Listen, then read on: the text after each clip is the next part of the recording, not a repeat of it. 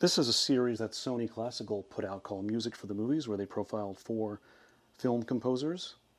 This one is Toru Takemitsu, who did a lot of work with Kurosawa. George Delerue, who worked on a lot of the French New Wave films from Truffaut. These are still sealed. I have to watch these. Bernard Herrmann, of course, who scored Taxi Driver and Hitchcock's movies. This would be, the most familiar of these composers. And this one is simply called The Hollywood Sound. It was a PBS broadcast documentary, and it has a bunch of composers featured here.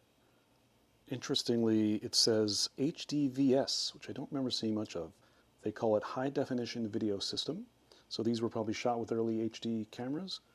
The program was produced utilizing HDVS technology, DDD, digital recording. If you remember the early days of CDs, your CD would say either AD, ADD, or DDD, and that was the fully digital one. This is a great compilation of movies from George Méliès, who you might know from Scorsese's film Hugo. I heard an interview with Billy Corgan of the Smashing Pumpkins, who cited this specific Laserdisc as the inspiration for the music video Tonight Tonight. He was watching this at home and then decided to pay homage to these early films in that video. The History Disc Quiz. There's a lot of these sort of interactive Laserdiscs. This one I kept for this amazing cover, but it's also pretty interesting. Hosted by Steve Allen, you get to play along and answer trivia questions. Academy Award winners, animated shorts. Growing up in New York, this animated short featuring the then mayor Ed Koch called Sunday in New York was pretty popular. I remember seeing it a lot. I don't know how, but I do have memory of it. And it won the Oscar for Best Short that year. Demonstration discs, pretty popular among Laserdisc collectors. These were discs that were played in stores, usually to demonstrate the format.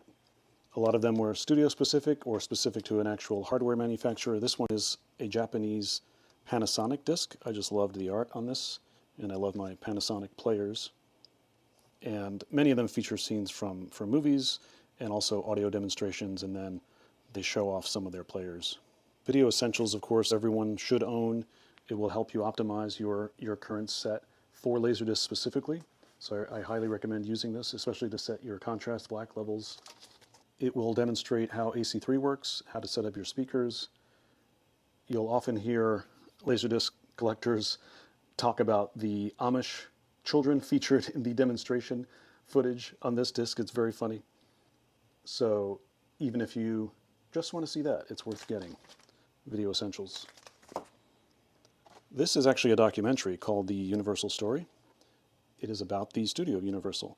Not a demo disc, but can serve as one because it has lots of footage from their films. This is Laser Optics 2, which is better than Laser Optics 1, which I never actually see. But this one has some really cool demo stuff as well. This is amazing because of what it's called. It is a very early demo disc for Laserdisc. It has Patrick O'Neill, Mr. Wizard, and it really goes through Laserdisc's early iterations. But that title is just perfect.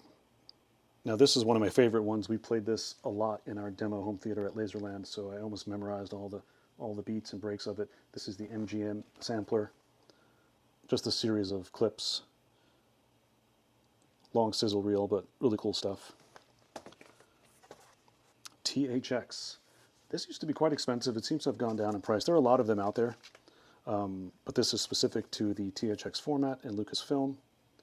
So there's lots of demonstration stuff on here. How to set up your THX, audio tests, left channel, right channel, frequency sweep, a rattle test for your subwoofer, slap echo test. I mean, you can really, really drill down on your minimum 5.1 system to get that Dolby Digital locked in. And it's Star Wars clips, of course.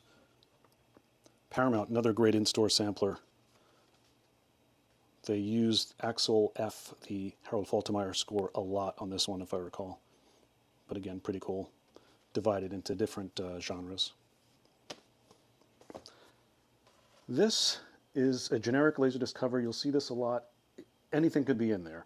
This one happens to be what was used at a National Amusement Cinema coming attractions, July 6, 1994. This is the dead side. This is the other side.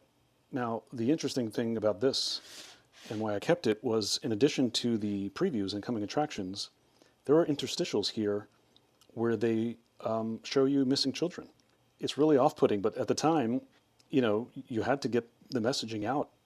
And other than milk cartons, this was a good way to do it. So as you're sitting in the lobby waiting for your movie, you'd see these faces come up on your screen with the information for the children. Pretty wild. Hate to end on that sour note, but that is my miscellaneous Laserdisc collection.